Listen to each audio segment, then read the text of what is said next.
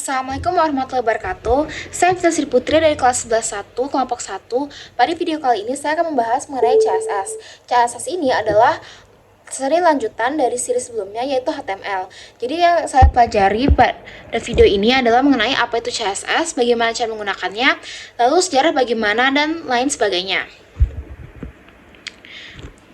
Pertama, kita bahas dulu apa itu CSS. CSS itu adalah singkatan dari Cascading Style Sheet, dimana nanti kita bisa memberikan style seperti warna, lalu ukuran, posisi, dan lain-lainnya ke elemen-elemen HTML yang pernah kita buat. Tapi sebelumnya kita lihat dulu definisinya. Jadi menurut W3org, CSS ini adalah mekanisme sederhana yang mengatur gaya atau style, warna, ukuran, posisi, dan lain-lain pada halaman web. Nah, jadi kita lihat dulu nih. Ada dua halaman yang berbeda. Halaman pertama ini misal di DuckDuckGo ini adalah halaman yang menggunakan CSS, dan ini adalah halaman tidak menggunakan CSS. Jadi saya membandingkan kedua halaman ini karena kalau misalkan halaman ini yang menggunakan CSS ini biasa kita lihat di kehidupan sehari-hari, dan ini kelihatan lebih interaktif dan lebih menarik. Sementara ini itu isinya itu HTML aja. Jadi kita bisa tahu kalau misalkan CSS ini fungsinya itu supaya lebih menarik dan lebih interaktif. Karena di sini itu isinya tuh cuman ada list, terus ada link dan gambar dan lain-lainnya. Seperti juga di web ini, halaman ini yang menggunakan CSS terlihat lebih interaktif dan menarik. Yang ini terlihat lebih kurang menarik karena ini isinya HTML aja. Nah, selanjutnya kita lihat dulu sebelum ada CSS, bagaimana kita bisa punya sebuah halaman. Karena sebenarnya walaupun nggak pakai CSS, pakai HTML aja itu juga bisa, tapi ada keterbatasannya. Misalkan yang begini nih, sebelum CSS, saya misalkan punya sebuah halaman yang menampilkan teks Hello World. Nah, teksnya ini mau saya simpan dalam tag H1, hurufnya Arial, lalu warna biru muda seperti ini, dan ukurannya besar. Kalau sebelum ada CSS, kita menggunakan HTML, cara nulisnya tuh bakal seperti ini.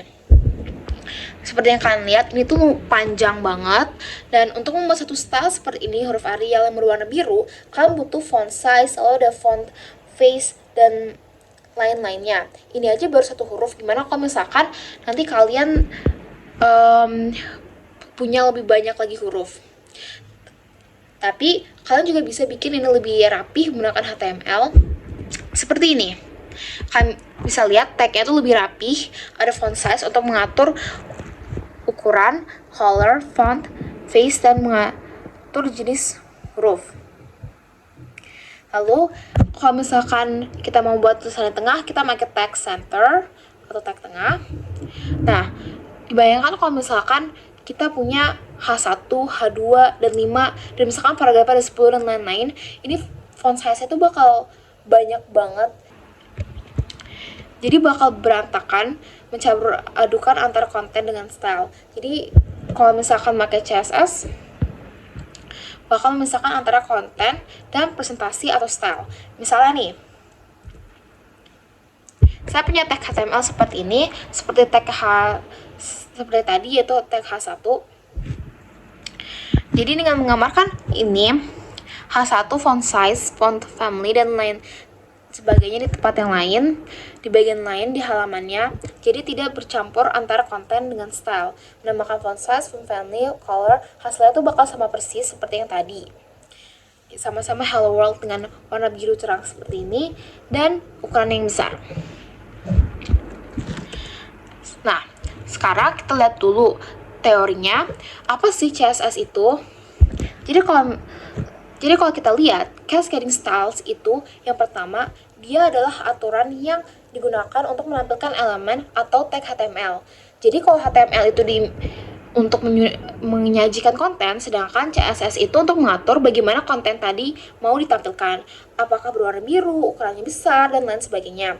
Fungsinya apa? Memisahkan antara tadi konten dengan presentasi atau style, sehingga nanti kita bisa punya pemisah, tidak campur antara satu style. Jadi kalian cukup butuh satu file satu file CSS, kalian punya 10 bahkan 100 file, itu nanti akan dapat dengan mudah merubah seluruh file di dalam file-file yang banyak tadi. Terus ada juga satu halaman HTML itu dapat terlihat berbeda ketika kita kasih CSS yang berbeda. Jadi mungkin halaman HTML satu, tapi kita ganti-ganti. Misalkan kalian punya website, dikasih CSS tampilannya bagus, terus saat kalian ingin mengubah website itu tanpa harus menyentuh HTML-nya, itu memungkinkan dengan CSS. Dua hal terakhir ini adalah kenapa CSS disebut cascade. Jadi ini adalah teknik cascading-nya. Untuk membuat satu CSS bisa digunakan di banyak halaman atau sebaliknya. Satu halaman bisa kita ganti-ganti CSS. Nanti kita lihat contohnya seperti apa nih. Nah, misalkan sekarang kita lihat bagaimana satu CSS dapat digunakan di banyak halaman sekaligus. Contohnya gini, saya punya 3 halaman HTML. Halaman 1, saya punya halaman 1, halaman 2, dan ini ada halaman 3. 3 halaman ini masing-masing memiliki struktur HTML yang berbeda-beda. Terus nantinya saya mau buat file CSS di tempat lain. Jadi saya punya file terpisah. Lalu dengan mekanisme tertentu, nantinya yang akan kita pelajari di video selanjutnya, kita hubungkan antara halaman 1, 2, dan 3 ini ke file CSS dengan mekanisme tertentu nanti. Lalu di dalam file CSS-nya nanti saya tulis misalkan satu baris seperti ini saja. Body font family area. Artinya begini, tolong ubah semua tulisan yang ada di dalam tag body menjadi area. Kalau sudah di dalam body, kan berarti semuanya ya satu baris aja seperti ini. Nanti kalau kalian lihat hasilnya, semuanya otomatis filenya berubah menjadi area. Ketika tidak ada CSS, kalian harus buka file, tiap-tiap filenya, ganti atau tambahkan tag font di dalam halaman. Itu bakal menjadi merepotkan banget. Makanya CSS itu tuh benar-benar membantu banget. Nah, lalu selanjutnya, satu HTML itu dapat tampil berbeda dengan CSS yang berbeda. Contohnya gimana? Misalnya nih, saya punya satu file HTML seperti ini, dimana kalian bisa lihat teksnya ini banyak, ada H1, H2, paragraf, dan sebagainya.